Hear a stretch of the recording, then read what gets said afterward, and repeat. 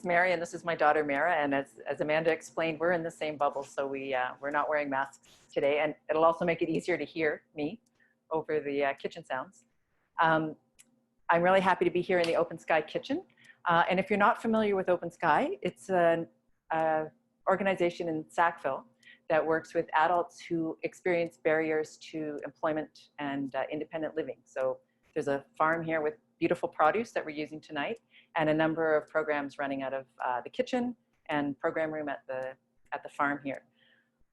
People in Sackville might be familiar with it. It's a beautiful spot, and I work here sometimes, and I also run a small catering business and bakery business with my daughter, Mara. I first started canning about 30 years ago. I was actually in cooking school, and it was very exciting. I thought it was wonderful. So today our batches will be between 6 and 8 jars for each recipe. We're going to be using a method called water bath canning. So we've got our water bath here, this large pot. So this is a method of preservation that uses boiling water to process the canned goods. It's suitable for high acid foods. So fruits and jellies and jams, those can be used in water bath canning. And pickles and products with high acidity can be used with this method.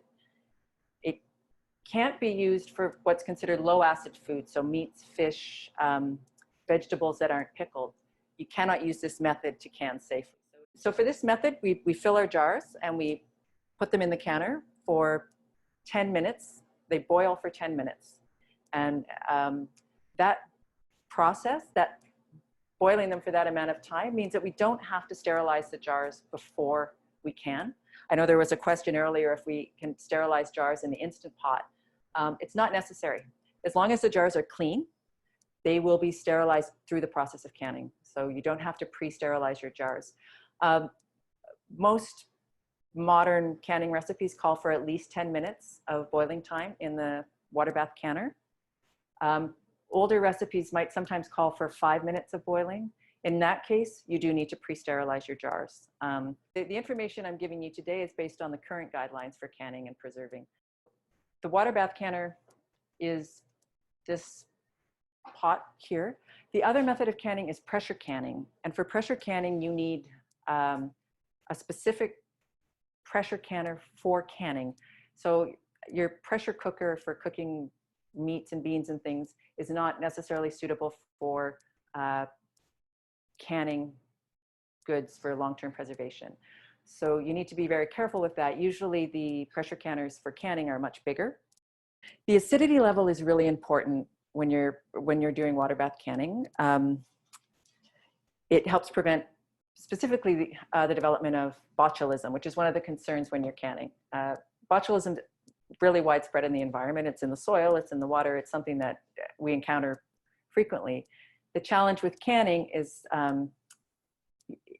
to have a sufficiently high acidity level that the bacteria responsible for botulism can't survive. So that's the reason for the importance of acidity in canning, in water bath canning. So yeah,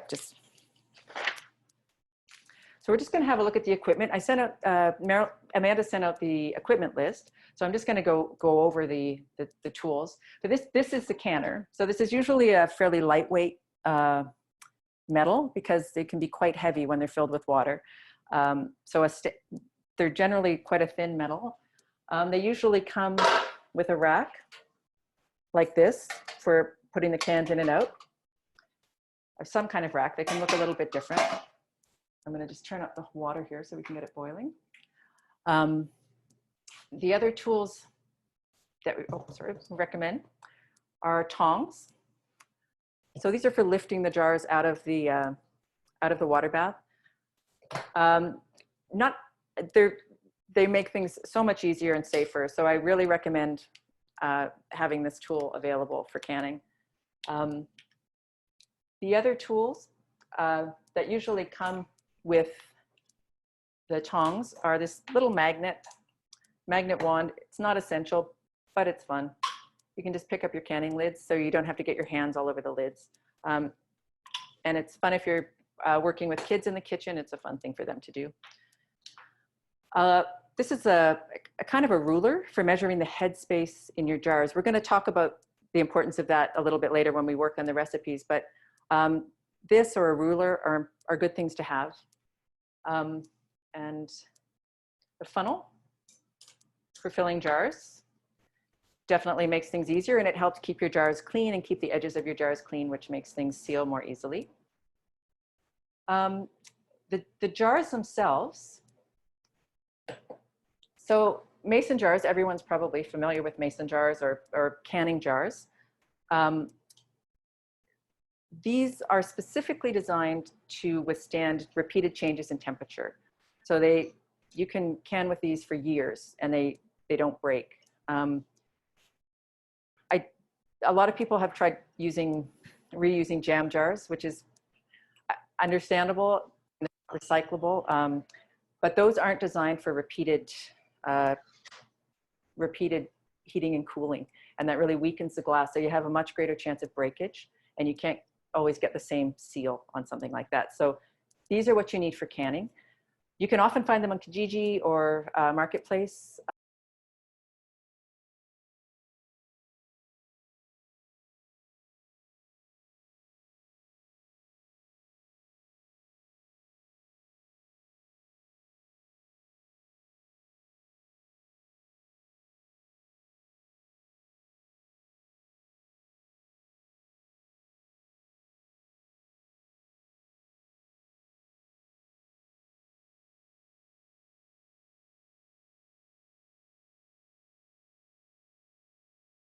Have a look at the equipment. I sent out, Amanda sent out the equipment list. So I'm just going to go over the tools. So this is the canner. So this is usually a fairly lightweight metal because they can be quite heavy when they're filled with water.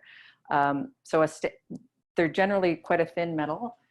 They usually come with a rack like this for putting the cans in and out, or some kind of rack. They can look a little bit different. I'm going to just turn up the water here so we can get it boiling. The other tools that we recommend are tongs. So these are for lifting the jars out of the water bath.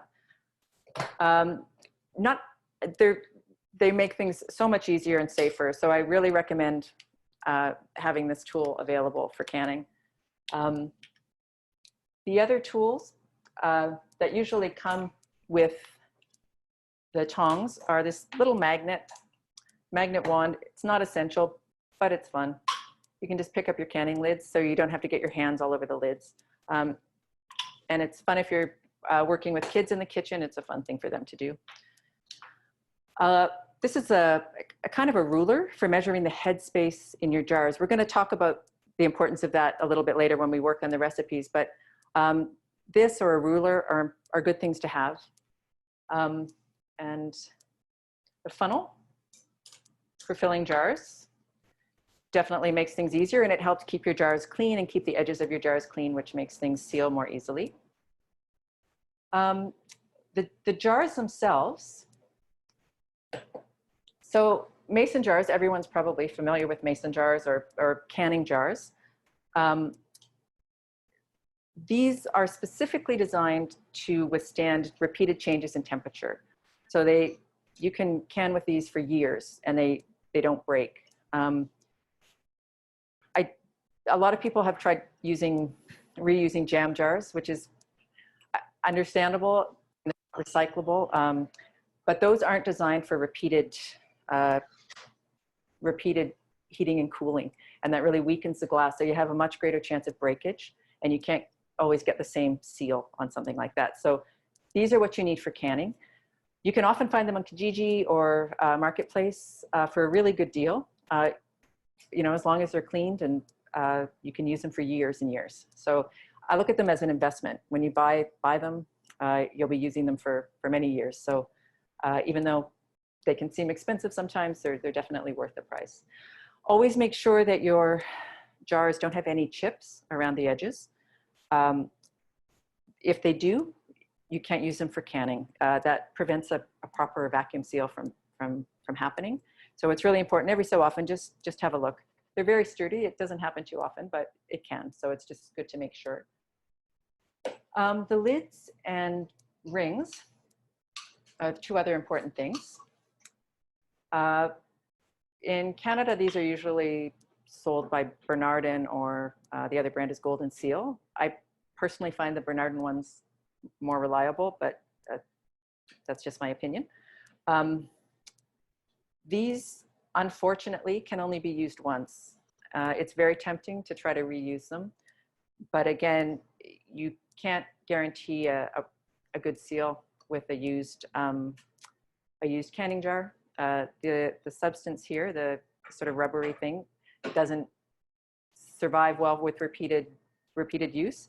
And when you open your jars, you actually create a little break in the metal that prevents it from necessarily forming a proper seal. So it's unfortunate, but they're not reusable. So for safe canning, you really should be using new lids each time. There is a two-piece system that's reusable from a company called Tatler, T-A-T-L-E-R. It's an American company, and you can order them on their website, but currently they're not shipping to Canada with COVID. I'm not sure why, but sometimes you can find them on Amazon, although they're much more expensive on Amazon. The other tool you need for canning are these rings. When you buy a new set of jars, you'll get the lids and rings with them. If you are buying, you can also buy them separately. These should be clean, no rust inside them. So every so often you just need to check them. Ones that aren't looking so great you can use for storing, for jars, but not necessarily for canning. You want them to be as new looking as possible, but they don't have to be new, but they should be in pretty good shape. Another tool that's really useful is a ladle. So obviously for spooning your products into your jars, a ladle is necessary. It's good to use one that you feel comfortable with, and you get to know the size. So I know with my ladle that I use all the time, it takes 3 scoops to fill this size of a jar, 5 scoops to fill that size of a jar, and it just makes the process faster.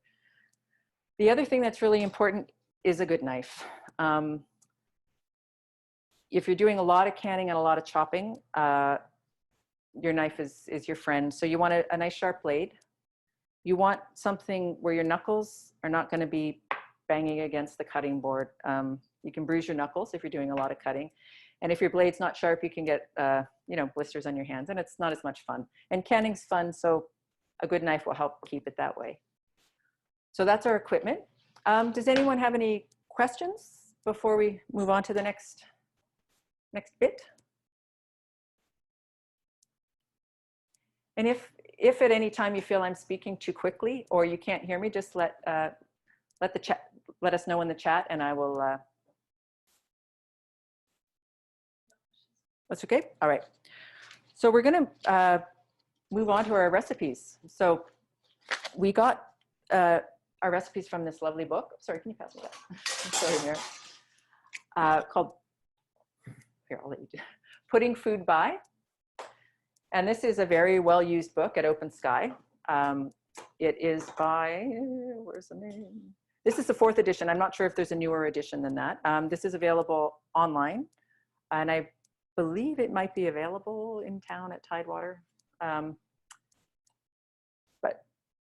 down there, okay. So as I say, a very popular book here at Open Sky. You can see lots of sticky notes in there. So our 2 recipes today are from this book. So our first one is Dilly Beans. So we're just going to take a second to go over the ingredients that we're using for the Dilly Beans. And the first thing here is our pickling salt. So what is pickling salt? It's a coarse salt. I'll just take some out. It's actually a little bit flaked. I don't know if you can see that, but it's a kind of a flaky salt. It dissolves quite quickly, and it has no additives. So most table salts have iodine added to them for health reasons, to prevent thyroid issues, but they also have anti-caking agents to keep them from clumping. Those can be used in pickling. It's not going to cause big problems, but they can leave a cloudiness in the brine. Pickling salt doesn't do that. It has no additives. It dissolves quickly, and it makes a clearer brine. So it's much prettier. It's easy to find, especially this time of year. You'll find it in the grocery stores and anywhere you go. The other ingredient is vinegar. So we've got some white vinegar here. I like to use apple cider vinegar most of the time when I make pickles. That makes the brine darker, but I prefer the taste of it. You can substitute vinegars as long as the acetic acid level or percentage is 5%.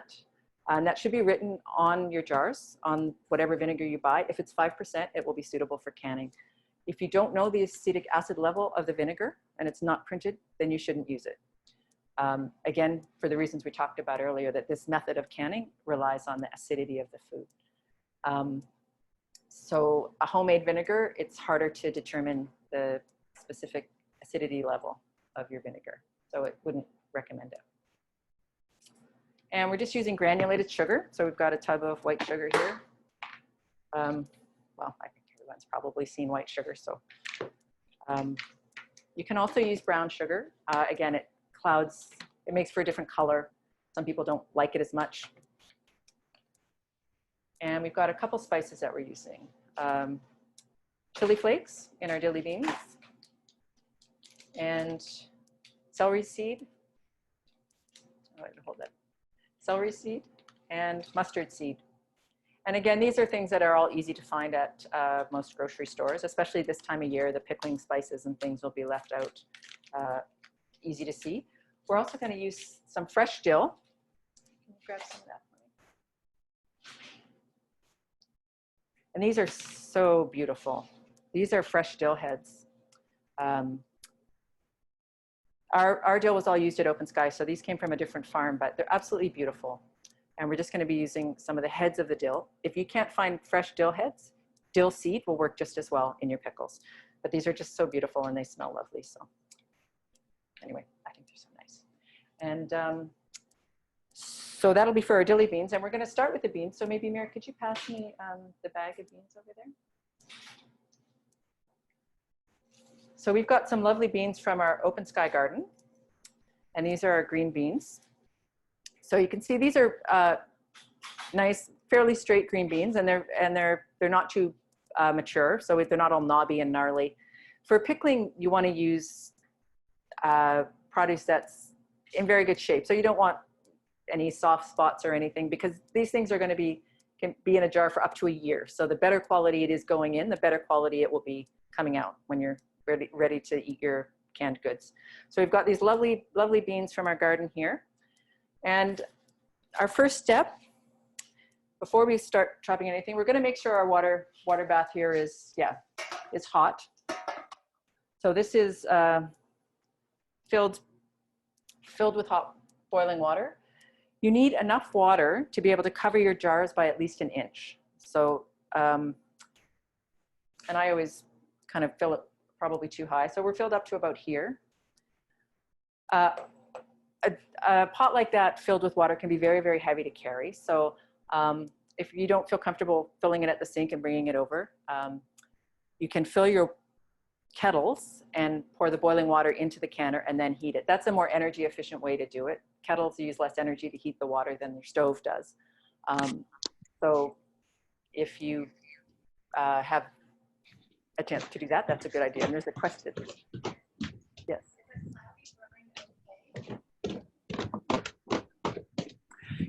Yeah, if you, with the salts, when I say cloudy, it's not a super cloudy product that you can't see through. It's just doesn't have that crystal clarity that you get with the pickling salt. And I'll show you an example of what it looks like when it's been pickled using the pickling salt. I don't have an example with the table salt, but it's fine. It doesn't affect the quality of the product. It just doesn't look quite as nice. If you were going to the fall fair, you might not get a blue ribbon, because I think it's blue as first prize. You might not get a blue ribbon because it won't be quite as clear, but it's still okay. It doesn't compromise the quality or the safety of the product. Does that answer the question? Okay, all right. So we've got our water heated up here. We've got our lids. In older recipes, you might see a recommendation that you boil your lids. You don't have to do that. I am gonna just get Mary to put a bit of warm water on them from the sink and just let them sit for a while. That'll soften the rubber a little bit, but you don't have to boil them. In fact, you shouldn't boil them. That can weaken the rubber around the edge and make it too soft, and that can affect the vacuum seal. So, but soaking them in a little bit of warm water is okay. All right. So we're gonna come back to the beans here. Because again, we've got these lovely beans. So this recipe is a really nice one when you've got, especially when you've got such beautiful beans. I love beans. It's my favorite, one of my favorite vegetables, and especially this time of year. And I love the beans at Open Sky because they're beautiful. And oh, to the side. Sorry. Yep. So I'm just going to cut over here. We're just making a whole bean, a whole dill bean. So we're going to cut off the ends of our beans, the very tips here, just a little gnarly bits, a little pointy tip at the end. So we've got two slightly blunt ends. We've got our jar. We want to cut the bean so that it just reaches the shoulder of the jar. So the shoulder is where it starts to bend into the top of the jar. So just at the shoulder. So I need about this much off. So that's about right. As you can see, it just comes up to where the top of the curve is on the jar. I'm going to save these extra bits. You can eat them. So you can eat them or you can make something else with them. I'll talk about that in a second. So I'm going to use this as my measure. And you can just trim your beans like that. And so you've got them in a more or less uniform size. And we're going to put them in the jar like that. And Mary already chopped some beans and trimmed some beans, so she's going to bring those over. Okay. So we've got our beans here. Before we put those all in, yes, that's, and Michelle just reminded me too. Before we fill our jar, we're going to grab the dill heads.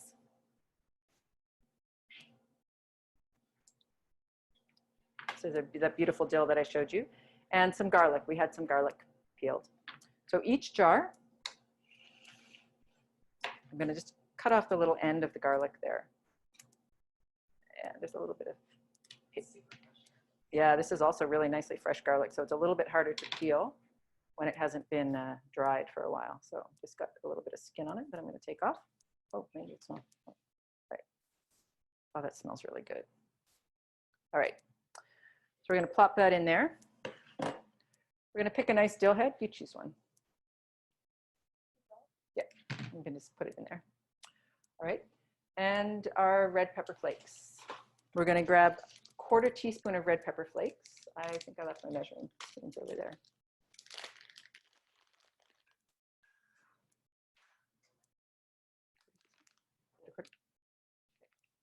I was just going to dry that.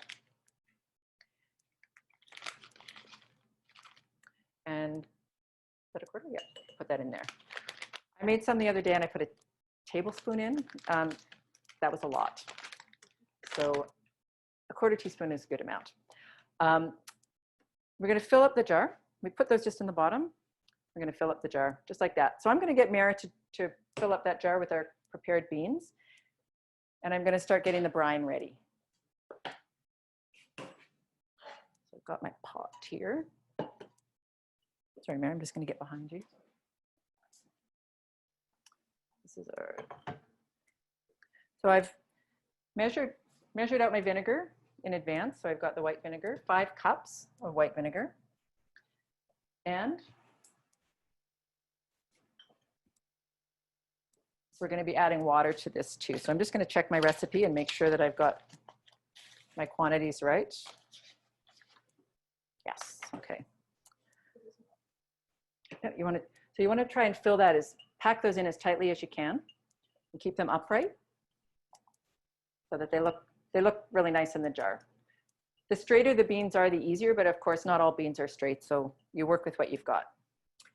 So I've got 5 cups of vinegar measured out here. I'm going to put this in my, yeah, I think there's a question too. Does the jar need to be hot? The jar doesn't need to be hot. No. These mason jars can withstand the temperature extremes. So at room temperature and adding hot liquid to your mason jar is okay. The jar shouldn't crack or break. So that's one of the great things about mason jars. There's so many great things about them, but that's another one of the great things. So I'm measuring the same amount of water. So 5 cups of vinegar and 5 cups of water. And I should be doing that at eye level. And in a recipe, don't mess around with the levels of vinegar. That's an important part of the recipe. So you can change other things. You can add more garlic, you can add more dill, but keep the proportion of vinegar and water, if there is any, the same to maintain the right acidity level. So I'm also going to add my salt, which I've measured out over here. It's my dilly beans. So this is a lot of salt. I think that's 7 tablespoons of our pickling salt. So that's almost half a cup, which is a lot of pickling salt. Okay, so we're going to put that in. But that's what gives it the great flavor. All right, so we're going to put this on the stove and bring that to a boil. I think that's the right burner. Okay. I should put a lid on that so it will come to a boil faster. I should have had my lid ready. Mare, there's some lids under there. Could you grab one for me? Somewhere, I forget where the lids are. I haven't cooked in here for a while, so I've kind of forgotten where some things are. Okay, so Mara has, pull this over. So we're getting a lot of clutter here. We're going to move this out of the way. I'm going to get you to take all those. Take those. So Mara's filled this up. You can see it's they're quite packed in there. That's okay. No, you want to pack them in as tightly as you can. We've got some other jars prepared. So this should make about 7 jars, this recipe. So can you bring over those ones, Mira? We've got 7 jars ready to go.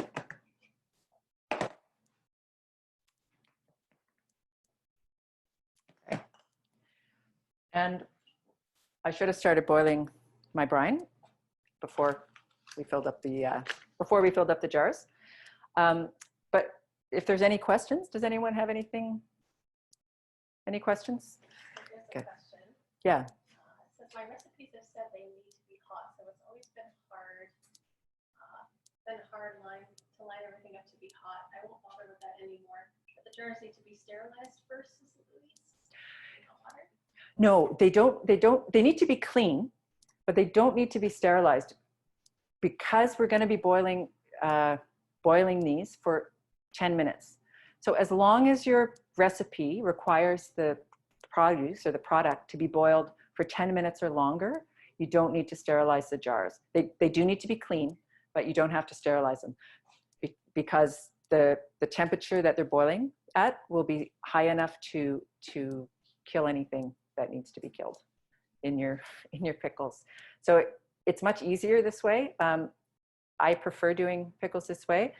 Older recipes often called for things to only be processed for 5 minutes. And in that case, you would need to sterilize your jars. And once they're sterilized, you need to keep them hot. But in this case, no, because the 10 minutes, you're safe. So again, it makes it easier, I find. Okay, any other questions? Coarse sea salt or kosher salt okay? Or change the color? Kosher salt would work fine too. The texture is different in kosher salt. It doesn't melt quite as easily as coarse salt, but that's fine when you're boiling your brine. The salt's going to dissolve. It might just take a little bit longer. The weight is quite different. So 7 tablespoons of coarse salt by weight is quite different from 7 tablespoons of kosher salt because the grain size is quite different. So you can substitute. In this case, the salt is more for flavor rather than for preservative value. So you can adjust the salt level without compromising the safety of your food. For water bath canning with a high acid food, if you're doing fermenting, that's a completely different thing. But in this case, yeah, you can play around with different types of salt. I think with kosher salt, you need slightly more, but I can check on that because the grains are bigger, they don't compact as well. So I will check on that, and I can send a little note around after the workshop if that helps. Okay, there's some more questions. Okay. Is there a difference in using green beans or yellow beans? No, you should be fine with either one. The green beans will lose a lot of their green color. They'll be acid will turn them. They won't look quite as lovely once they're pickled. They'll be a slightly duller color. They won't be this lovely color. Yellow beans should work too. The color, again, it's not as pretty, but yeah, they taste just as fine and it'll work just as well. Yeah. Is it okay to boil process the jars longer than 10 minutes? Yes. Some recipes will call, like beets, pickled beets often call for 15 minutes because beets are particularly low, I guess, in acidity. You don't want to boil them too long. I mean, because that can affect the texture of the food in the jars. So the ranges for most recipes will be between 10 and 15, 10, sometimes 20 minutes. For water bath canning, you shouldn't need to boil longer than that. But if for some reason you forget about them on the stove and you have boiled them for longer, that's not going to be a problem. It just might, your beans, for example, might be softer, or if you have a jam, it might be, you might lose some of that texture that you had if you boiled it for a slightly shorter time. But it's safe. Is that okay? And I think is that boiling yet, Mary? Okay. So we're just waiting for that to come to a boil. As soon as the brines come to a boil, we're going to fill our jar. So we're going to use the lovely funnel. Maybe we'll move the spices over to them. So we'll need our funnel. Just move these out of the way. And our, yeah, we can move that to the side. Thank you.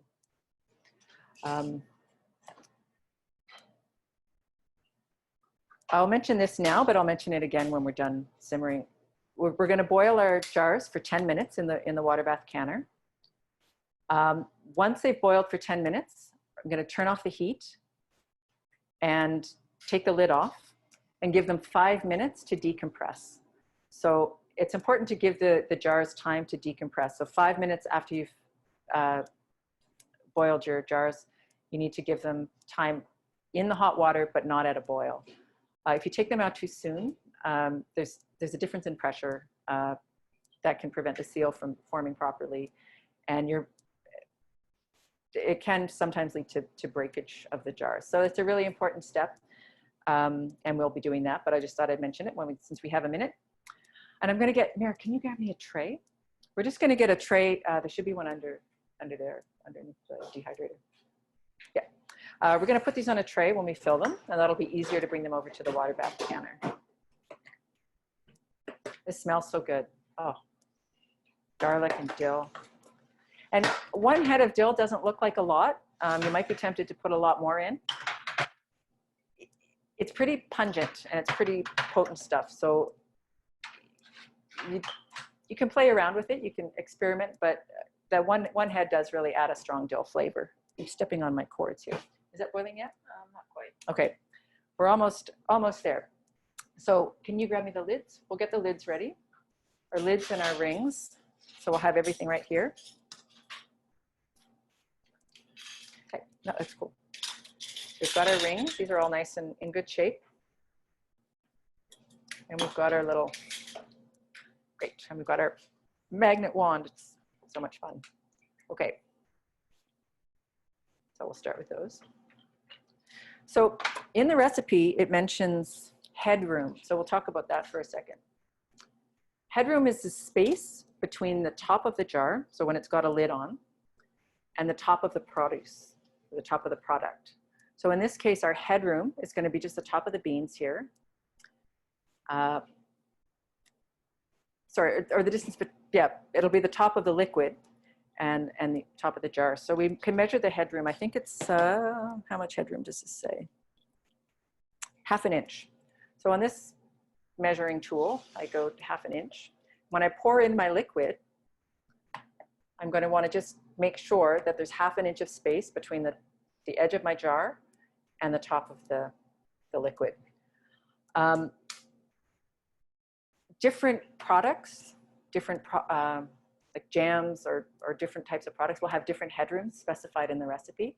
And it's important to pay attention to that. I mean, it doesn't always have to be absolutely precise, but it needs to be reasonably precise. It can affect the volume, the vacuum seal. So it has to do with the thickness of the products and things like that. So that determines what type of headroom is needed. Because the heat penetrates different types of substances or different thicknesses differently. So that's why there's sometimes a difference in headroom. So, but recipes will specify that. But generally for pickles, 1/2 inch is a good amount. I'm just going to check that one more time. Oh, now it's boiling nicely. The salt is all dissolved. So I'm going to take that off the heat. And yeah, I need something to put under this pot so it doesn't, oh, just, awesome, thank you. Great, so we're just gonna protect our work surface here. Oh, that's very strong. There it is. Yeah, so it's very vinegary. So I like to get a little bowl to put under my ladle. Can you grab me just something to put under? Yeah, that works. Just, it makes less of a mess, especially if you're doing jam and something sticky. If you have something underneath, it keeps, oh, wow. So I'm looking in here, okay. So this takes about 2. So I'm just gonna get my little measure and check and see. Yeah, I need slightly more than that. You get kind of used to eyeballing it after a while. That should be good. All right. So we're just going to fill these all up.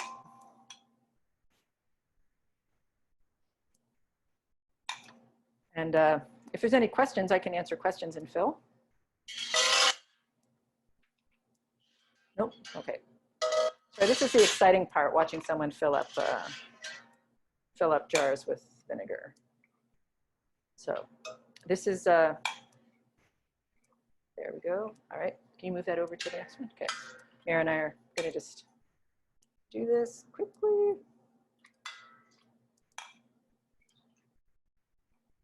Okay. Almost done. You can do this with garlic scapes too. I made a bunch of these, the same idea, but instead of dill, I used chili peppers and garlic. It was, but the same idea. You cut them in similar lengths and fill the jars, and then cover them with your hot brine, and it works just the same way. We're gonna have a little bit of extra here. So we've got a bit of extra brine here. You could probably fill another jar, so we can keep that aside and reheat it later. And we will be making more pickles at Open Sky, I'm sure, so we can use that. I'll just top up these a little bit. Okay, and can you grab me a clean cloth? Yeah, and just dampen it. Oh, sorry, right over by the sink there. Okay, so we've got these filled.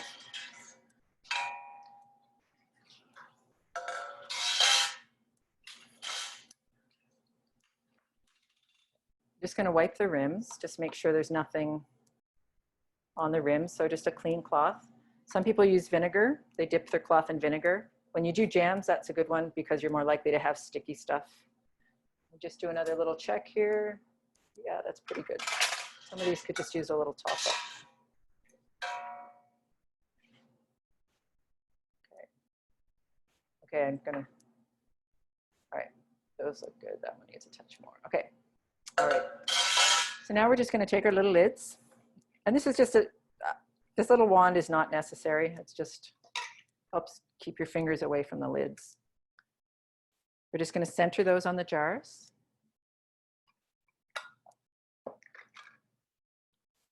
Da, da, da, da. Should have a song or something to sing here.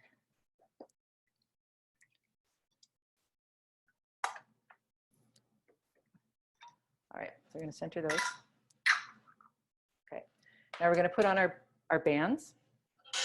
You don't want to over tighten your bands. It's really important. I had a bunch of cans all ready to go into the canner, and my husband had come along and he tightened everything really, really tightly, and I had to go and undo it all. So you just basically want it finger tight. So to the point where if you tighten it, the jar starts to move a little bit. So there, that's as tight as you want it. You don't want it any tighter than that. If it's too tight, you can prevent a proper seal from forming on your jars. So,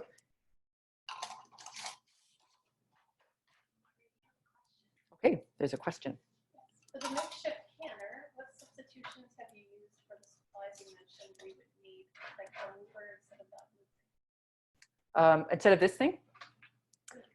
Oh, yeah, you can just use a ruler, just a clean ruler that you're only using for food. If you go, can you pass me the box that's under there? Yeah, if you go to Canadian Tire or Superstore or any store in this part of the world right now at this time of year, they are selling these everywhere, and they come with this canning tong things, this ruler, and this magnet wand, and the funnel. But yeah, if you don't have these tools, any kind of ruler will work fine. And the magnet, really, you can just use your hands. So, but I like it. And when my kids were little, they spent a lot of time. Sorry. Okay, so we've got these ready. Now we're going to put them over in the jar. Put them over in the stove. So Mary, can you take the lid off for me? So our jar is boiling fiercely over here. I'm going to get my tongs and carefully lift the jars. Oh, this canning jar is slightly different. Canning system slightly different from mine. So I'm going to go like this. Okay. Excuse me a second. Sorry. There we go. So we're going to put these in.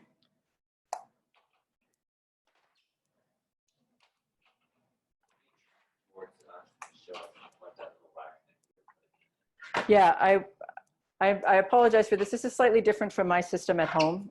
It's a little metal rack. I should have shown this to you before. It just enables you to, mine is very different. Okay. Keep your jars in there. When I pull it out, I'll show you what it looks like. I can lower these into the water now. Okay, so those are all covered by an inch of water. Yep, and we got to cover the lid. We're going to give that a minute to come back up to a boil. And we're going to time it and boil it for 10 minutes. So you can usually hear once it's come up to a boil because the jars will rattle just a little bit. You can always peek, but when you peek, you reduce the temperature a little bit. So we're going to wait for that to come up to a boil. There, and I can hear it. So we're going to set the timer. I didn't bring a timer. Oh, there's a timer over there. One of the kitchen elves has a timer for 10 minutes. Okay. So as soon as that timer goes off, I'm going to turn off the heat, take off the lid, and move it off the heat. Okay, any other questions?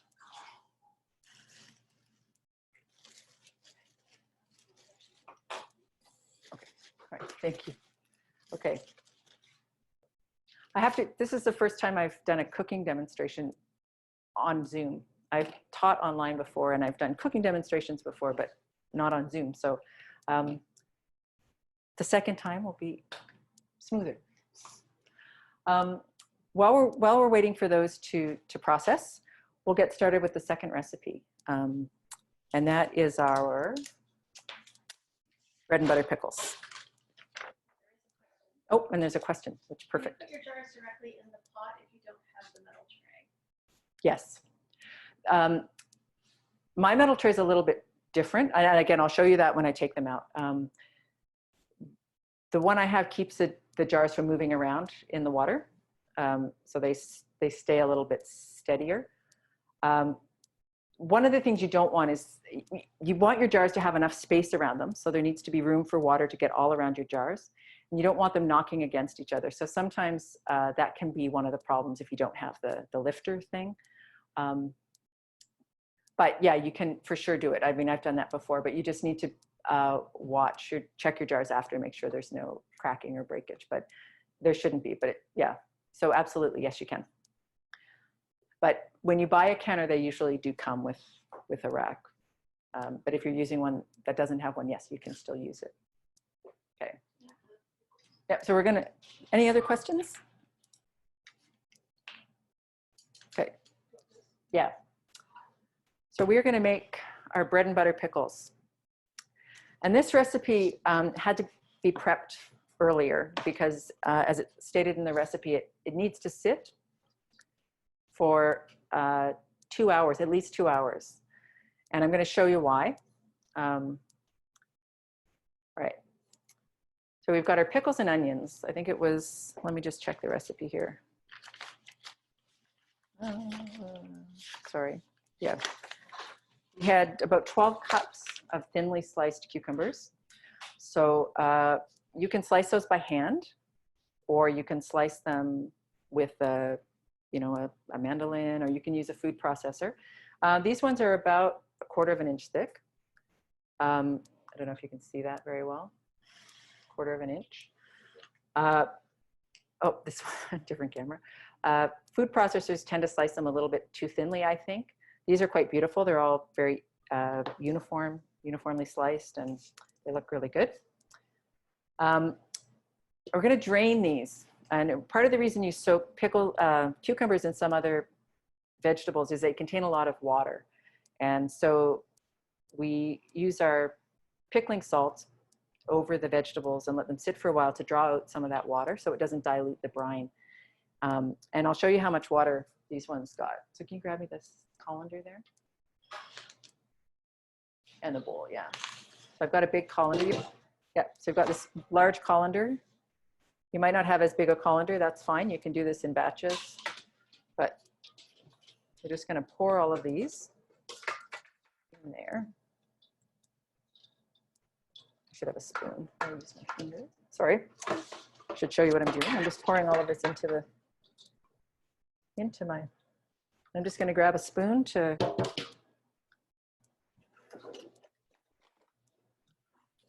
clean out my bowl. Here, you want to hold that? Yeah. Right. We'll just get everything in there. I'll show you how much liquid comes out of this. It's quite surprising, actually. It smells really good, the onions in there. So, I should have a spatula, it would work better. Okay, we'll leave that for now. So kind of toss it a little bit. Actually, can you bring that one back? And I'll just put this in it. Sorry, there. No, that's okay. So you can see quite a bit of liquid. Oh, different camera. Quite a bit of liquid came out of the pickles. So that's almost a cup of liquid, and that could really dilute the brine. So again, it's maintaining the proper acidity level for your pickles. So that's part of the reason you're trying to draw off some of that liquid in this case. So your recipe, most recipes will tell you if you need to do that before you start. Okay. So and I should have made my brine. So we're going to make another brine. We can, we're going to need a new pot. We'll use this pot. So this is a little bit of a different brine. So we've got sugar in this one. So it's more of a sweet sour type flavor. We've got 3 cups of vinegar. I'm going to toss it in there. And 2 1/4 cups of sugar. So we measured those out before. Yep, toss that in there.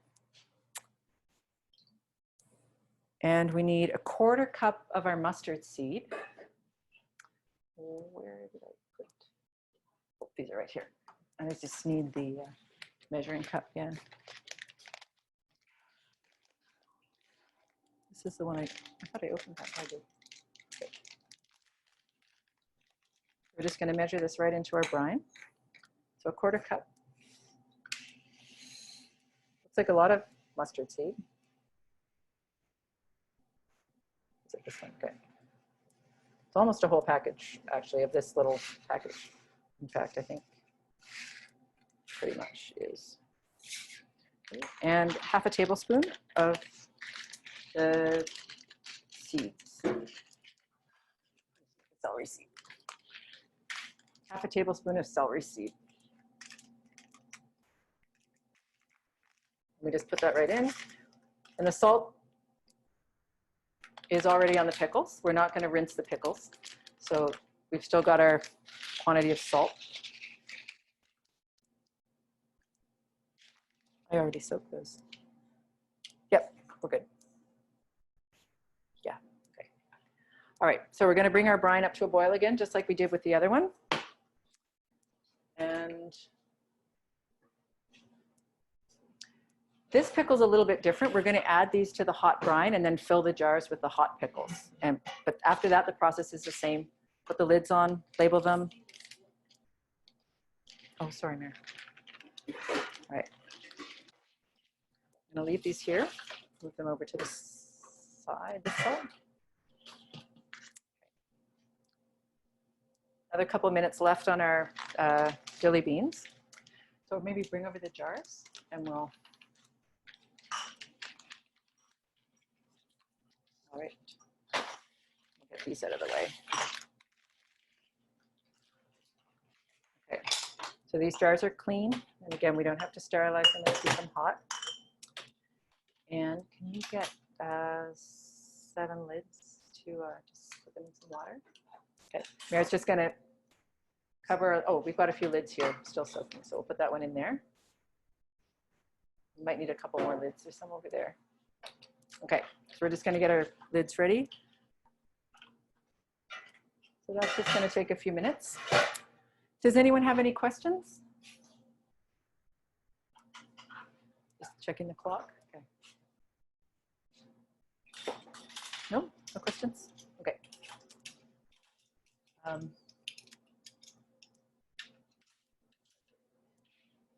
No, these have to go in. These get boiled. Oh. Yeah. So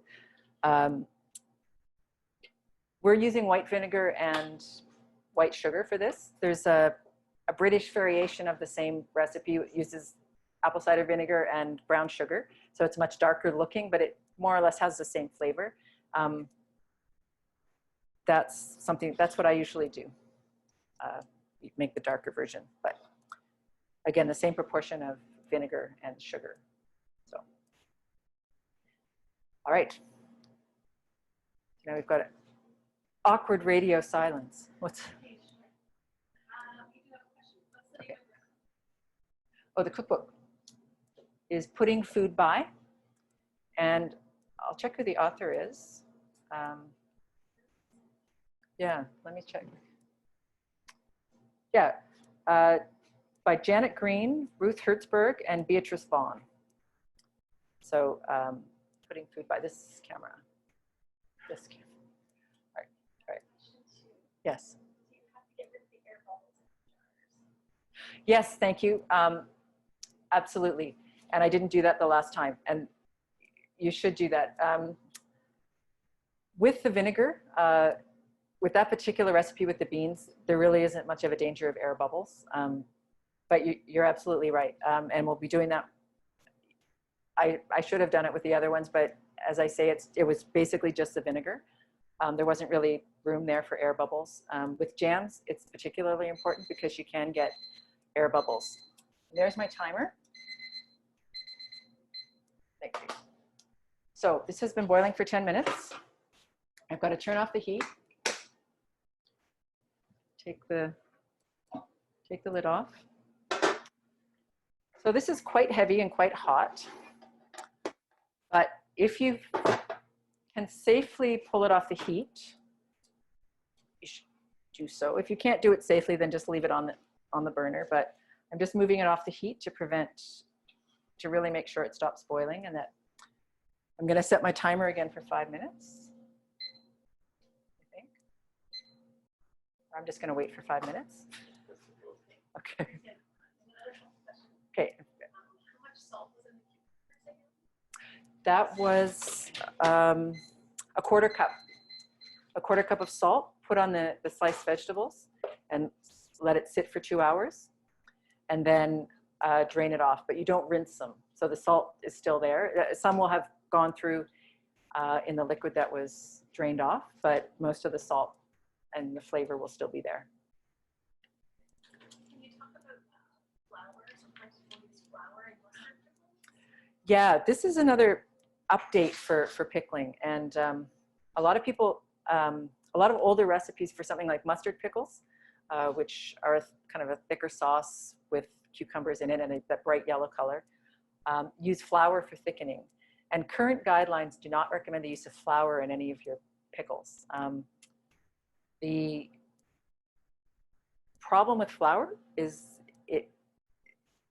the thickness of the mixture that it creates can be uneven, and you can get these, it doesn't necessarily dissolve as evenly as it should, and you can get little pockets of mixture that the heat from the water can't penetrate equally. So you have possibilities there for the development of bacteria.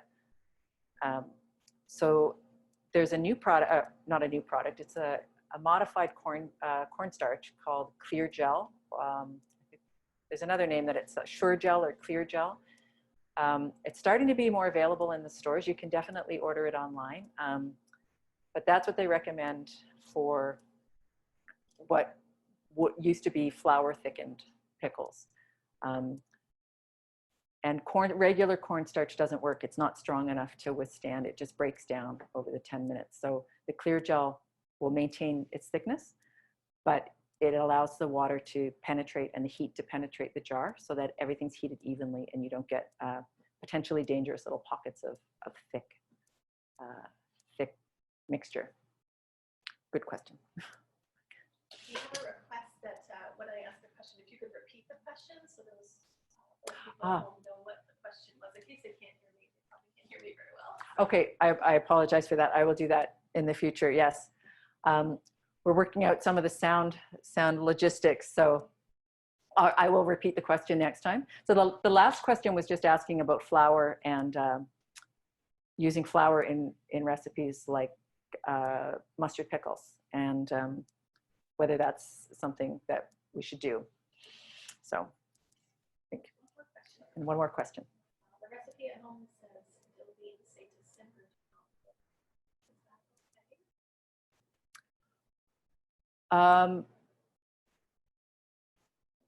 It was in the recipe that I sent you, or is a recipe that you have at home? Dave says our recipe for Dilly Beans says to simmer to not boil. Is that okay? So maybe Okay. some personal. Okay. We have a question whether it's okay to simmer the beans rather than boil them. In the water canner, you want to be boiling them. You want it at a full boil for 10 minutes. Some recipes call for the beans to be cooked or heated prior to canning. In that case, you don't want to have it at a really big rolling boil. If you're preparing them or boiling them before you put them in the jars, then a simmer is what you would need. But for the canning, you need a good full boil to ensure that you've got the heat needed to penetrate through the mixture. Yeah, he said that was the recipe he had. Okay. Yeah, and a lot of us, I mean, I know myself, I've inherited some recipes from my grandmother who made really great pickles. Some of them I wouldn't prepare anymore. And, you know, and some of my aunts and things will say, well, I've made these for 50 years and they're really good and no one's ever gotten sick. And that's probably true, but current guidelines would suggest that you need that full rolling boil. So I think some of the food safety guidelines have been really, really good. And I think they're important. It's important to be aware of them at least and know what risks you're taking in the kitchen. All right, one more question. Good. I like questions. How do you know if a canned product is spoiled? She says, Mira says, my mom and I made some pickles earlier earlier in the week and forgot to get the air bubbles out, and we didn't really pay attention to headspace. How do we know if our pickles are safe or unsafe? Okay, that's a good question. I'm going to show you when these jars come out of the canner, and they should be ready now. I'm going to just get another tray. Can you grab me that old tray that we had? Oh, I moved it over here. Sorry. So I'm going to pull these out, and I'll show you how you can tell.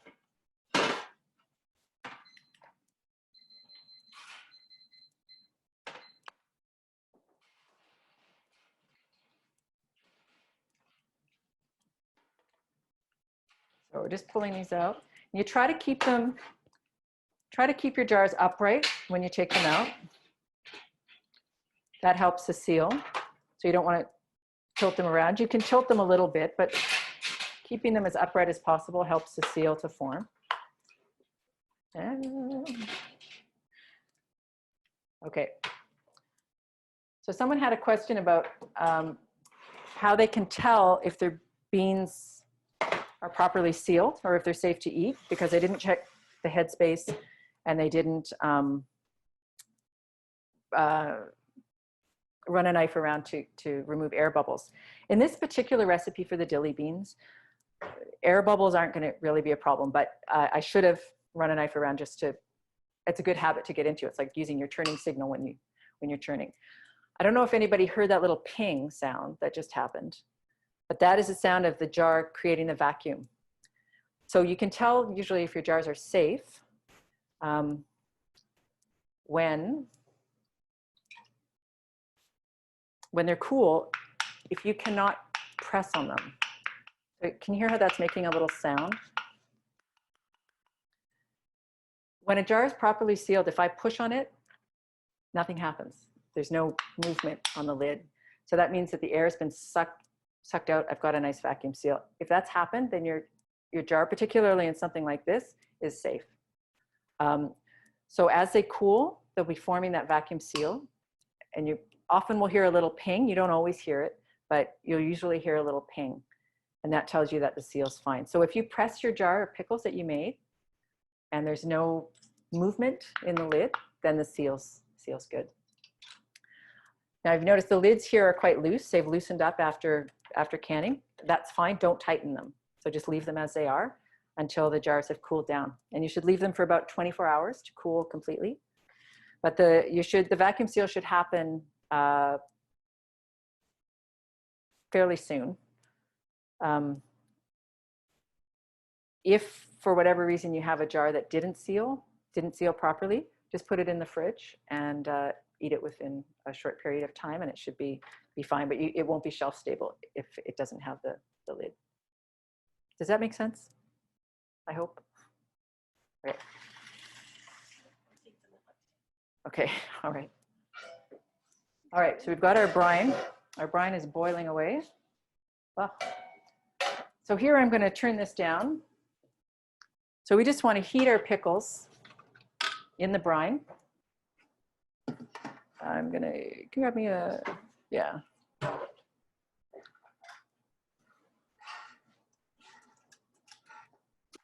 All right, I'm going to just toss those in there.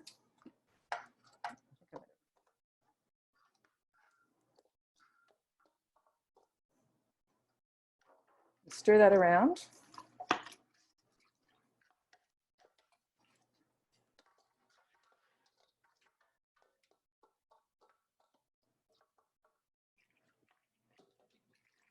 Okay, we're just going to let that heat through.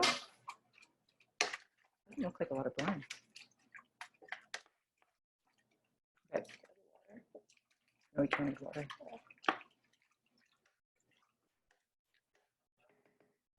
Okay, so we're just going to let that heat. And this is an example of when you're heating it through, you don't want that to come to a big rolling boil, because that will break down the cucumbers because they're quite delicate. So when the direct heat is on the vegetables, you don't want a full rolling boil. But when it's a slightly more indirect heat from the water coming through the jar, you do want the rolling boil. And I just want to check something. I just got to bring it back to a boil. So I've just got to give it a second. And now my water bath canner, I've got to move back on the heat and bring that back up to a boil. And I'll show you this. So I'm hearing little pings happening. So I'm going to show people what this looks like. So this is what was inside the jar. So there's different designs on this, different models. It's kind of a, sure, it's very hot right now. So, but it enables you to pull, you can pull a whole stack of jars out of the canner. I never do that, so that's why I haven't demonstrated it. I always do them individually with my tongs. So that's just, it fits into your canner and you can pull things in and out. Mine has little indentations that keep the jars in the same place. I'm gonna put that back. All right, you can just, yeah. All right, so these are just coming back up to a boil.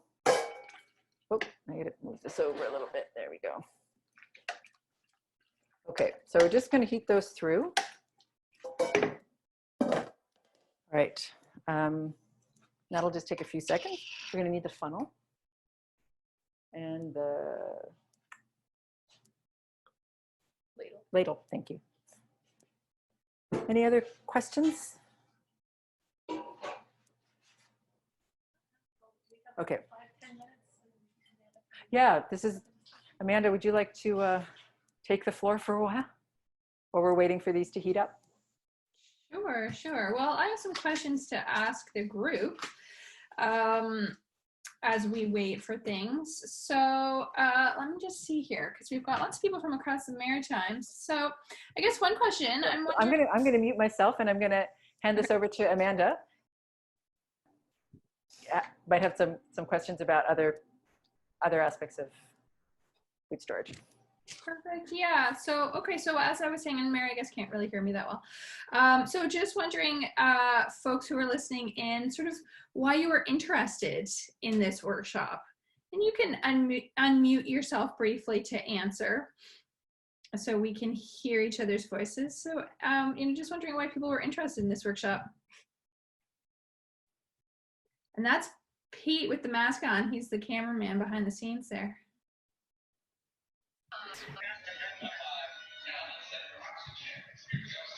So John Marie, why were you interested in the workshop?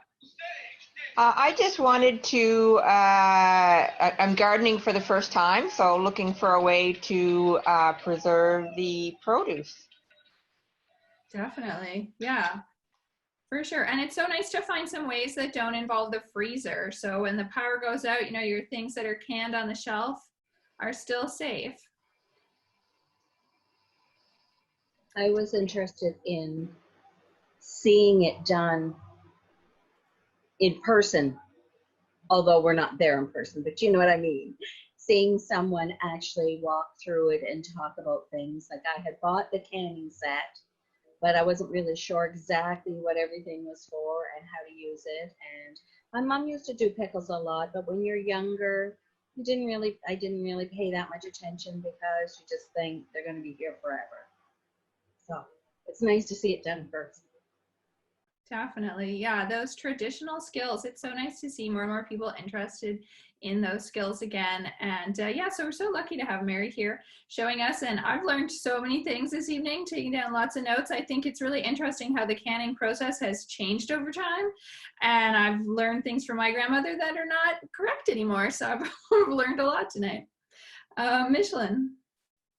Yeah, I'm just kind of brushing up on my skills. I don't know if you can actually hear me or not. Yep. I've got a different headset here today. So yeah, I used to can years ago. My father taught me and my sister. So I know that things have changed over the years. And now that I have my new house and a garden on my front lawn, ironically, and the neighbors I don't think like me too much, but I do. And so yeah, I like to hear about the cornstarch actually. That was a nice a new idea because I have tried the old cornstarch method in the past. And I'm like, oh no, that does not work well. So now I know that I can do something different. So I'm looking forward to trying that with my pickles this summer. Yeah, definitely. I know that was one of the things Mary had told me when we were setting this workshop up, and I was like, oh my gosh, I always make mustard pickles with flour. So I've got to hunt out that clear gel or sure gel Yeah, and get up to date. Anybody else? Oh, and if you don't have a mic and you want to write in a comment in the chat there, for sure, go ahead. For me, I was really interested in increasing my food security and being more stable when it comes to having access to good food. And I've been learning more and more ways about preserving food. So I've been working on dehydrating a lot lately, and canning and pickling and fermenting, I think, are the next steps for me. Nice. What sorts of things have you been dehydrating? I just got a dehydrator in the winter. We're going to do a workshop in September with Open Sky here on dehydrating fruit, but what sorts of things have you had luck with? Well, I'm still quite new to it. I've done a number of different herbs for my garden, some of my perennial herbs for teas and such, but just yesterday I finished up a batch of dehydrated cucumber chips. And they're like handy. I ate through 5 layers, I think, in a day of the cucumber chips. And one of the Facebook groups I'm in, it's called Dehydrating Divas and Dudes, I think. And it's a really great group, but somebody said something about dehydrating marshmallows.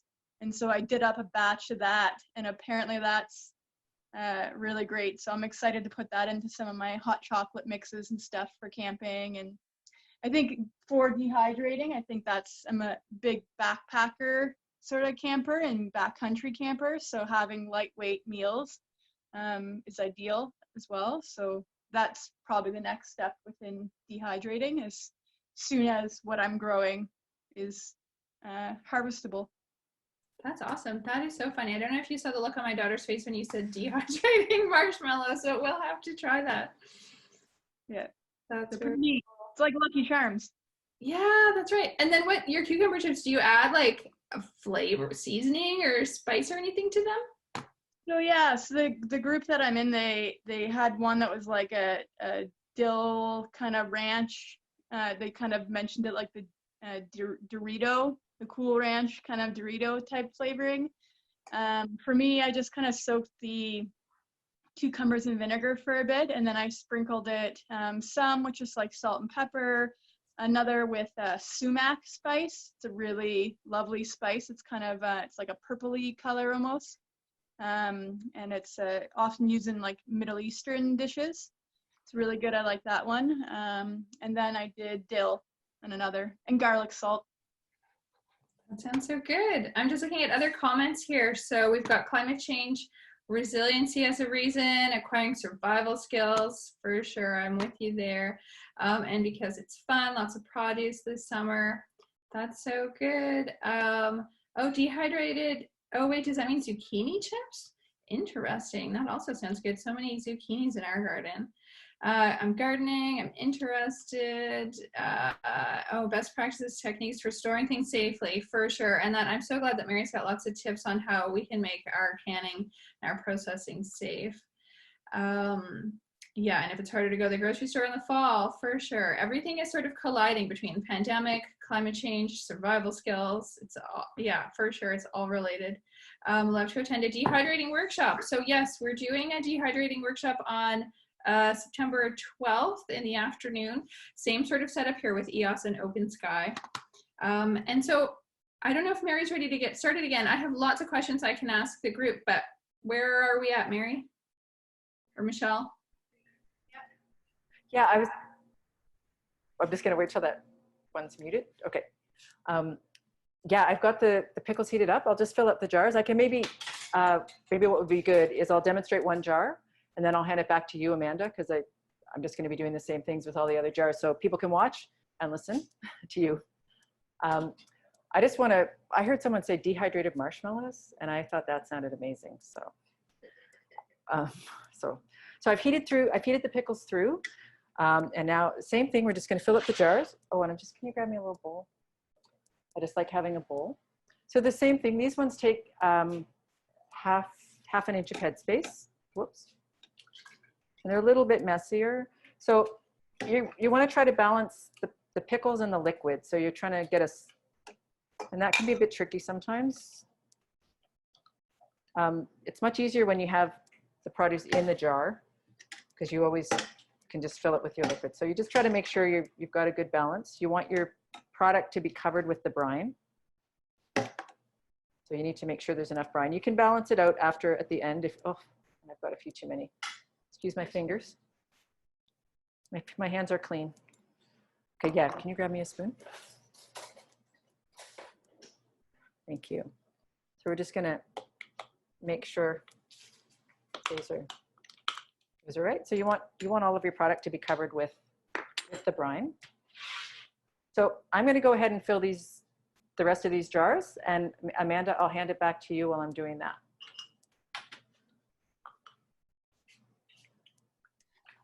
Okay. Yeah. Okay, so my next question for the group, and you can unmute yourself and you want to answer if you're able to, or write in the chat again. Just wondering, you know, we're talking about dehydrating and stuff.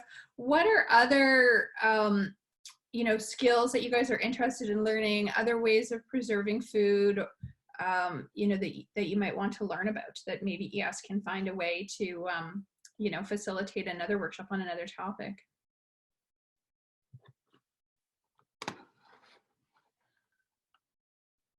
Maybe freezing produce, like blanching it beforehand and such. It's not something that I had normally done, but I have beans that I would like to do that and possibly not pickle. Mm-hmm. Yeah, I don't know if we can ask Mary, because yeah, I've got questions about blanching or not blanching. I was just reading online about whether you really need to do that or not. I'm always looking for like the easiest way to do things. So I'm glad that also Mary's cut some steps out of my normal pickling, canning routine here, where I don't have to do as much heating of jars and stuff as I thought I did. So yeah, let's ask her about the blanching process too. So for sure. And then, oh, preserving samphire greens, right. Just looking in the chat here, how to store root vegetables. Oh, and fermentation, yes. Okay, I'm taking notes on your notes, everybody. Any other interests or curiosities out there? How to store root veggies and fruit in the fall so it lasts, yeah.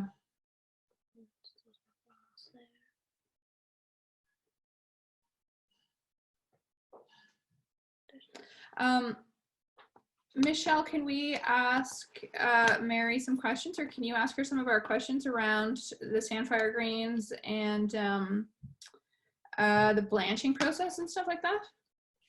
Okay. Yes. So the blanching process, Mary, would you like to tell us about that? Yeah, so blanching is just, it's kind of a pre-cooking, or not pre-cooking. It has a slight,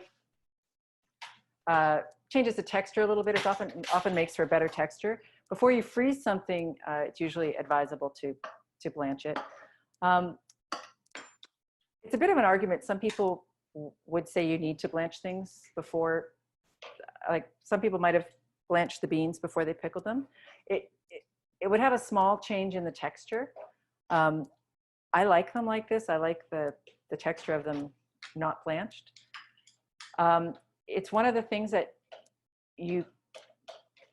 there are arguments, not arguments, but heated discussions about. I tend to, if I don't have to, I don't. But for pickling, it's not so much necessary. For freezing, it can really affect the quality and the texture of the product when it's thawed. It can have a bit of an influence on the color, but in this case, because there's such a high level of acid, it's not going to make that much difference. I hope that answers. There's another question on how to preserve samphire greens. Someone had a question about preserving samphire greens, and that's something I've never done. I was looking that up the other day because someone else had asked that question.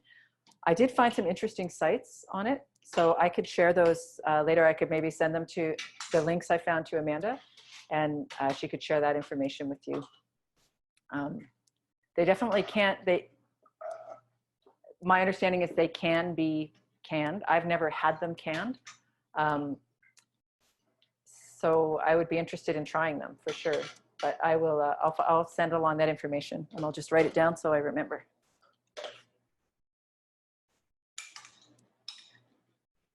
Any other? Yes, there was a question about the best way to store root vegetables in the fall. Yeah, well, storage, the two things you have to think about for storing root vegetables is temperature and moisture. And different vegetables require different levels of each. You know, our grandparents and even our parents might have had cold rooms in your house. So a lot of modern houses aren't built with a cold room, but if you have an area in your basement where you can, that you can keep cooler, I mean, that's an ideal place in most regular homes if you don't have a root cellar or some kind of specialized spot for your vegetables. I know I've heard of people using peat moss or sand to put their clean sand for their carrots. Not storing your onions and apples together, like keeping apples separate from things because they release a gas as they store that can cause other vegetables to over ripen. Drying some vegetables before you store them helps too, like garlic, curing it a little bit, and squash, curing it a little bit, leaving it out to sit before you store it. Yeah, that could be a whole other workshop. Again, I have some good links on that I'd be happy to share with people. I could put together a list of some things that I found, because that's a topic that I'm really interested in too. You go to all that work growing your vegetables, and then, you know, your turnips are soft in November, and it's kind of disappointing. So I've seen people discussing that they'd like to learn about wild edibles and foraging. There's so much to say about that, I know. yeah, it's interesting. That's a topic I think that is really growing in interest. And one concern that I have about that is it's important that people learn how to forage sustainably. It's really easy to endanger local populations of plants and things. And that has been happening recently with the increased interest in foraging. So I definitely think that's an area that's important for all of us to learn about. I definitely want to learn more about that, and I have been trying to. But I think it's important to learn how to do it in a way that ensures that we're not destroying local populations of plants. Yeah, that looks good. So there's a little bit of brine left here. We're just going to make sure everything's covered. We need, okay. And we just need another clean cloth to just wipe off there. Okay. There is sometimes the Fort Folly, which is First Nations community here in the Sackville area. They sometimes do a nature walk and talk about foraging. And it'd be worth checking around in the area that you're in to see what kind of resources are available.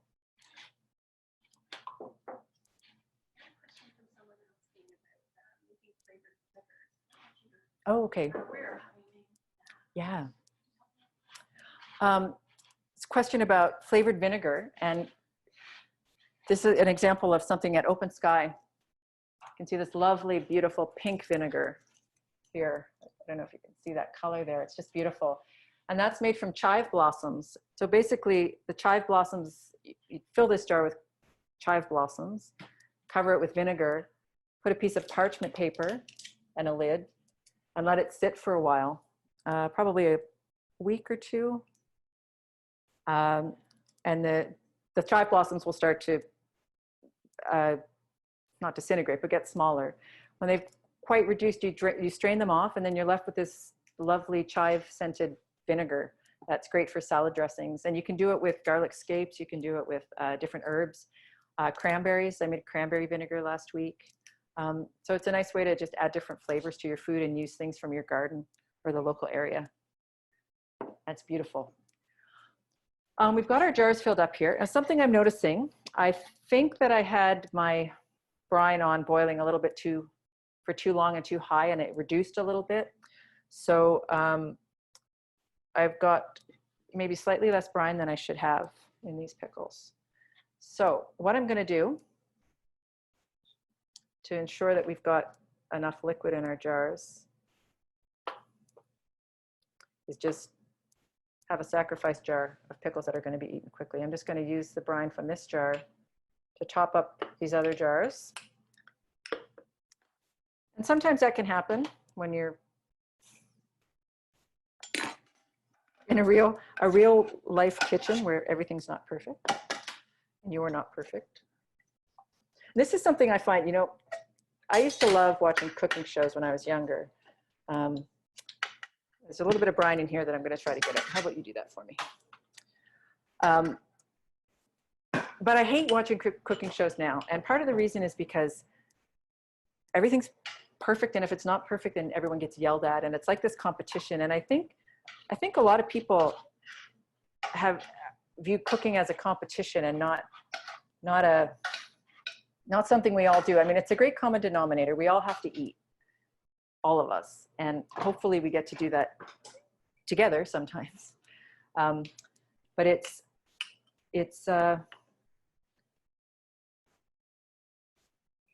Julia Child would make all kinds of mistakes in the kitchen. So when you're pickling, things are going to happen. Not everything's going to always turn out perfectly, and that's okay. It's not a contest. So you just muddle through. So what happened here is I believe I reduced my pickling liquid a bit too much. So I've got a jar that I'm not going to be pickling. I've used the brine from that jar and put it into the other jars. So I've just a slightly lower yield, but these are still good. You can sit those in the fridge and you can eat them in about a week. So I'm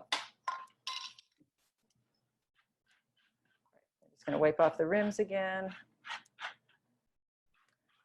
So people were mentioning running a knife around to get rid of air bubbles. This little plastic ruler thing also works as such a thing. And it's plastic rather than metal so that you don't risk chipping your jars. So that's why a plastic tool is great. You just run that through. That's the one I'm not using. So you can just run that around the edges and try to keep your edges clean so that there's not, you can see there's no big air bubbles. Again, when it's very liquid like this, the risk of air bubbles is not so great. It's more, I find more with jams and things that you really have to worry about it because it's thicker and it's easier for the pockets to develop. But here you can just push your pickles down.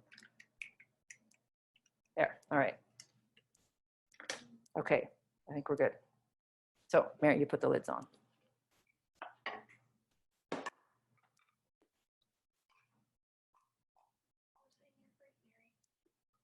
What's that?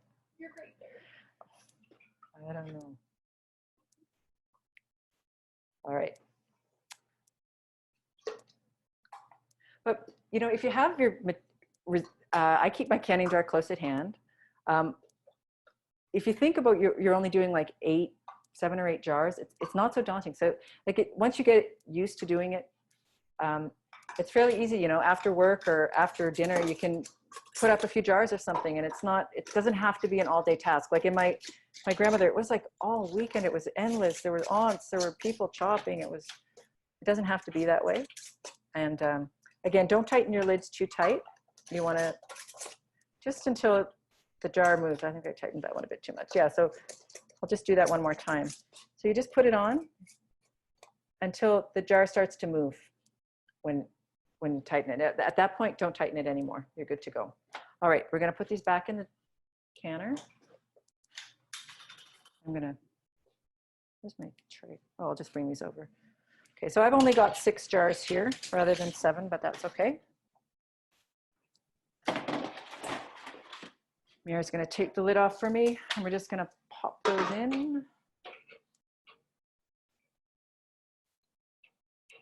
And again, it's important to always make sure that the water bath covers your jars by at least 1 inch, because they need to be covered in order to properly seal and for the heat to go through. Okay. I'm just gonna. All right. Can I steal that for a second? Right, I'm just going to lower those into the bath. There, and they're going to. All right, and so the same thing, we're going to boil those for 10 minutes. And thank you. Peter turned on the timer for me. We're going to boil those for 10 minutes, then turn off the heat, take off the lid, and let them sit for 5 more minutes before we take them out of the water bath. I'm going to just take a look at these dilly beans over here. Can you look at? Okay. So with our dilly beans, actually I should probably put this on here. You can see that some of these jars now, there's no, oh, there's a few where there's movement when I touch them. So we're still waiting on a few of these to seal, but most of them have created the vacuum seal. So the others will probably do that shortly. Some can take longer than others, but certainly if by the morning they weren't vacuum sealed, they would be put in the fridge. And still good to eat, you just need to, they can't be kept. These beans will keep for a year on the shelf. They sometimes can keep longer. It's just, you know, the quality starts to, but a year is a good time. Always make sure that you label your product with the name of the product and the date. I know it sounds really basic, but sometimes I've forgotten, and especially with jams, sometimes you can't remember what they were, but the date's really important, the month and the year. When they're ready to go on the shelf, you can take off the rings and store those away and just leave them with the lid. And then you can reuse your rings for your next pickling project. So we'll just wait on those, and if there's any more questions.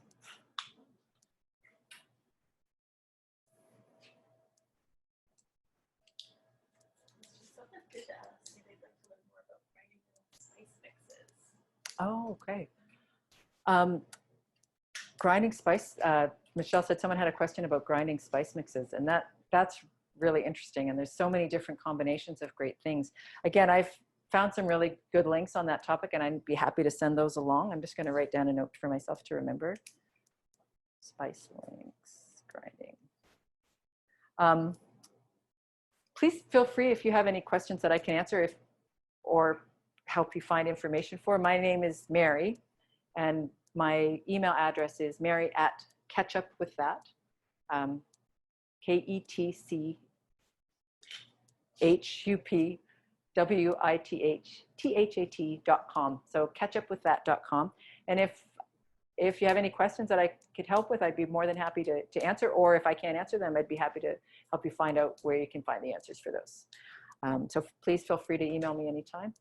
And maybe I can, oh, another question? Okay. Yeah. Should they be stored in a cool, dark place?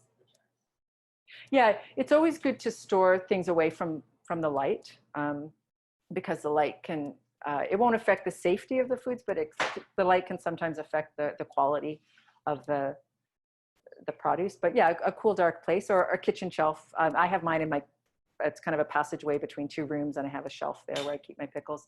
I'd love to have a pantry, but I don't. But yeah, it doesn't have to be a particularly cool, but a place in your kitchen that's not in the direct light or not near the stove would work well. If you have a basement room that you can dedicate to it, that's awesome, but a lot of us don't have that. Okay. And maybe Amanda might have, do you have any more questions, Amanda, that you'd like to go over while we're waiting for our beans to? One more question. Oh. Can jars be stacked directly on top of each other? The guidelines say no. However, I stack mine. What you want to avoid, the danger is that you damage the seal, the vacuum seal. I've never had that happen personally. So I do stack mine just because otherwise I wouldn't have enough room for my pickles. But you do have to be careful to check your seals. So if you open a jar, and if a jar opens too quickly or too easily, that's a sign that probably there's damage to the seal. So when you're opening a jar that's properly sealed, it should be a little bit difficult to open because you're breaking the vacuum seal. And if for any reason you open a jar and there's any kind of product pops up, that's a sign that something's happened in the jar that's funky and you shouldn't eat it. Or the other thing to be wary of is just a bad smell. That rarely happens, but yeah, so that if you stack them on each other, it should be okay. But just be checking your seals. And those are things that you'll notice anyway when you open them. Either it opens too easily or there's something unusual about the jar. But that with high acid type foods, it's not that common that you have those kind of problems. All right, 2 more questions. Yeah. First one, any labels and jars that you find better or more reliable than others? Oh, that's a really good question. Are there any labels for jars that I find more reliable or more suitable? Unfortunately, the ones I like the best are the expensive ones that you can peel off.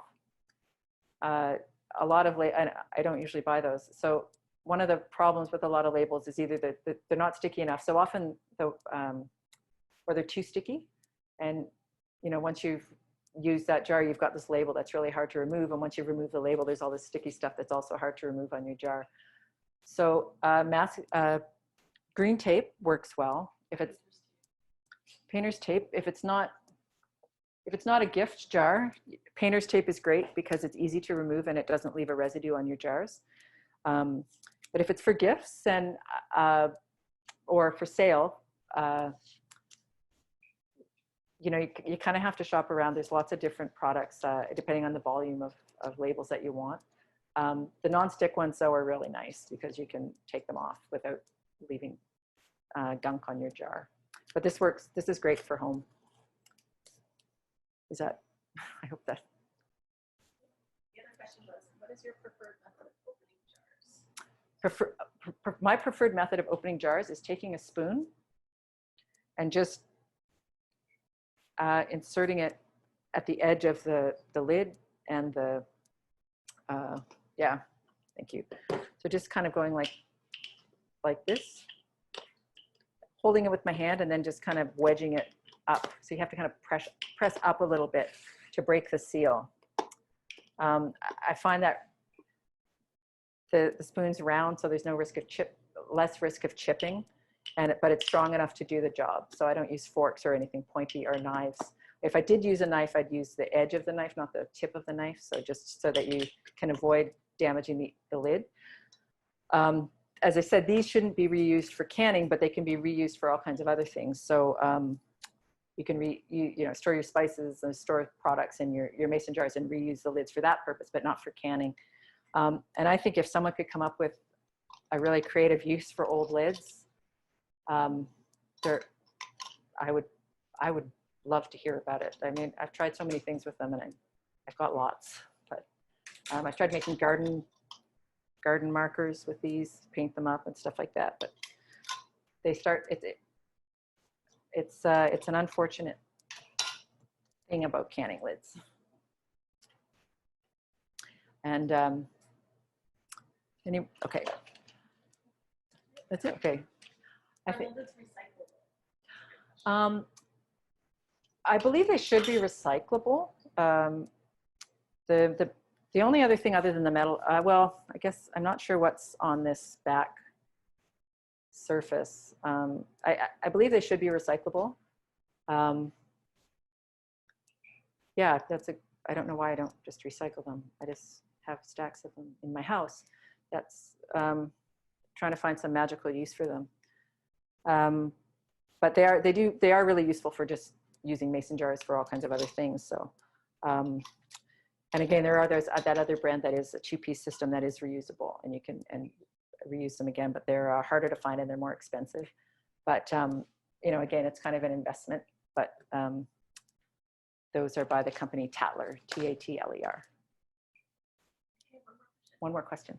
How do you process or store your tomatoes in jars for longer term? Tomatoes are, someone has a question about processing tomatoes, and tomatoes are an interesting product. We think of them as being acidic, right? And, but in fact, they're considered a low acid vegetable. So when you're canning tomatoes for long-term storage, you need to add lemon. Usually it's lemon juice that you add. So there's I don't know offhand, I forget how much, but you put basically a bit of lemon juice in your jar. and then you put your tomatoes in and your boiling water. A good canning book should give you those proportions that you need. Oh, I'm going to come back to that for just a second. So timer's gone off. I'm going to turn off the heat, take off the lid, and slide this out of the way.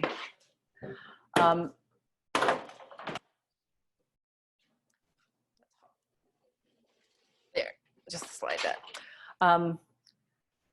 Lemon juice for canning, that's another point to bring up. When you're canning with using lemon juice for canning, or a recipe calls for lemon juice, you should use the bottled lemon juice, not fresh lemon juice. I know the fresh lemon juice is better, it tastes better, but the acidity level in the lemon juice isn't, in fresh lemon juice isn't always even. So again, the key factor in safe canning for long-term storage is the acidity level. So real lemon or those bottled lemon juices have the right acidity level, and it will be consistent. So you always know that you've got the right acidity, and if you're using those. So unfortunately, you should not be using fresh lemon juice in your canning if a recipe calls for lemon juice. Okay, another question. Another question. If we happen to reuse the lids and they're still sealed, should it be okay? Yeah. The best practice is not to reuse the seals. The thing that happens is when you look at the lid, basically, I have lids sometimes and I'm not sure. I think, oh, have I used this lid or not? I can't really tell because it looks so perfect around the edge. I mean, essentially, if you've got a good seal, it should mean that your product's safe.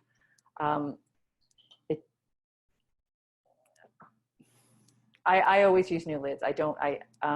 You do run the risk also when you're trying to reuse lids that, some might work, some might not. So if you have a jar of pickles, if 4 of those sealed and 3 didn't, that's a bit of a loss of your product, right? And your time.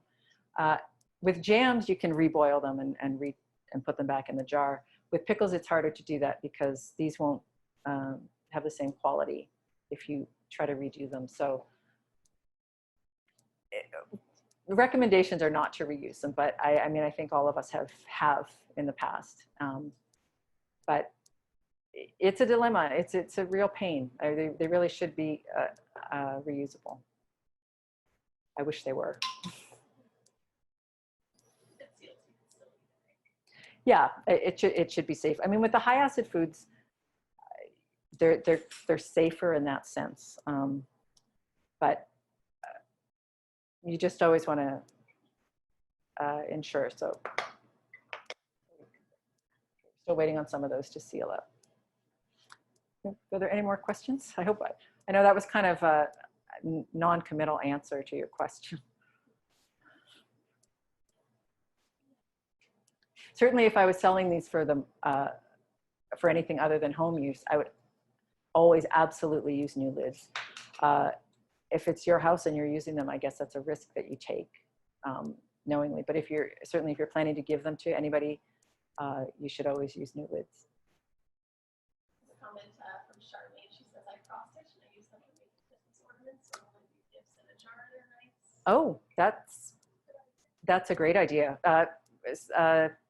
Someone said they cross-stitch, so they use the lids to make decorative lids and ornaments. So I think that's a beautiful idea. And I'm sure there's tons of really great craft things that can be done with these. I think that could be a whole Pinterest board or a workshop. Okay. And Amanda, do you want to? I'm just waiting for my pickles to come out, and 1 more minute, and then that's it for me. Okay. Right. Okay. Yeah. Can you? Maybe I'll switch it over to you, Amanda, and you can. Okay, great. Can you hear me? Oh, we're just going to mute me. There we go. Okay. Okay, awesome. So yeah, so there's really just a few minutes left. Talk about perfect timing, Mary. Good job. So I don't really have a whole lot left. Just two sort of housekeeping things. I am going to put up a link to an online workshop evaluation form. So it'll just take everybody a few minutes just to click through that and give us a bit of feedback on what you thought of tonight's online workshop. It's the first time that we've done this food preservation type workshop. We have a couple more coming up. So I'd love your feedback on how you thought it went and what else EOS could do in the future. So I'll put that link up, and then I'm also going to put up a link here as soon as I stop talking to a survey for anybody who's in the Sackville, New Brunswick area, because EOS is collecting ideas. We're putting together a community-based guide to enhancing resiliency to climate change in Sackville. So we're looking for information from Sackville residents on what they'd like to see the community do, how we could get together to build resiliency, sustainability, self-reliance skills during climate change and during severe weather events. So if you live or work near Sackville, I'd love for you to respond to our survey. The deadline's actually this Sunday. It also asks some questions about sort of your current state of self-reliance and resiliency. So there's just a few questions in there. It doesn't take very long either. I'll put up these two links. And so I'd love to get some feedback on the workshop itself tonight, and then more generally from folks in Sackville for ideas on what else we could do as a community to ensure you know, a better way for us to thrive during this crazy time and as climate change continues to intensify. I'm just going to say thank you before I hand it back over to Mary once she takes her jars out there, but I'm just going to say thank you to everybody for participating this evening, and I'll put those links up right away. I'll also send them in an email to everybody tomorrow too, but this way you'll have them tonight. So thanks everybody.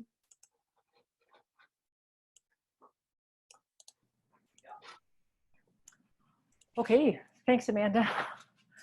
Well, as I said, please feel free to email me if you have any questions, and I would be more than happy to try and help in any way I can. And I'll send along the links that I was talking about. I'll send those to Amanda, and maybe she can share those with you. Thank you so much for participating. It was really nice to do this virtually, and I really enjoyed it, and really good questions. So if there's any more questions, I have a couple more minutes. We have a few more minutes here if there's any.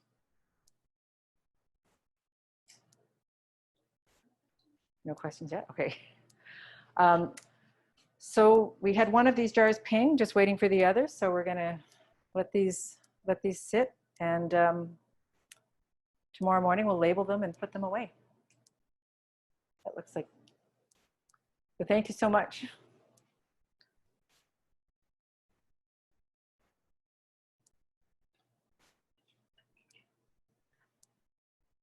And I guess there. Is that what time? I think we're almost out of time. And thanks, Amanda and EOS for organizing this. It's an Open Sky for letting us use this wonderful place and the beautiful produce, and to Michelle and Peter, who are the behind the scenes elves making this work. So thank you very much. You guys want to come in and say hi? No? Okay. And to Mara. So thank you very much and have a good night. Hi, everyone. Thanks for coming. Thanks everybody, and happy pickling. Have fun. Let us know how it goes at home.